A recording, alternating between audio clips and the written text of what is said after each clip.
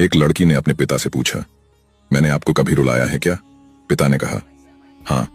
लड़की ने कहा, कब? पिता ने कहा, उस समय तुम करीब 1 साल की थी, घुटनों पर सरकती थी। मैंने तुम्हारे सामने पैसे, पेन और खिलौना रख दिया था, क्योंकि मैं देखना चाहता था कि तुम तीनों में से किसे उठाती हो। तुम्हारा चुनाव मुझे बताता कि बड़ी होकर तुम सबसे अधिक महत्व किसे देती। जैसे पैसे मतलब संपत्ति, पेन मतलब बुद्धि और खिलौना मतलब आनंद। मुझे सिर्फ तुम्हारा चुनाव देखना था।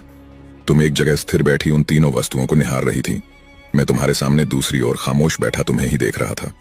तुम घुटनों और हाथों के बल सरकती, आगे बढ़ी, मैं अपनी सांस रोके तुम्हें ही देख रहा था, और क्षण भर में तुमने तीनों ही वस्तुओं को आजू बाजू सरका दिया और उन्हें पार करती हुई आकर सीधे मेरी गोद में बैठ गई। मुझे ध्यान ही नहीं रहा कि उन तीनों वस्तुओं के अलावा तुम्हारा एक चुनाव में भी तो हो सकता था। भगवान की दी हुई सबसे अनमोल धरोहर है बेटी। किसी पिता ने क्या खूब लिखा है, हमें तो सुख में साथी चाहिए, दुख में तो मेरी बेटी अकेली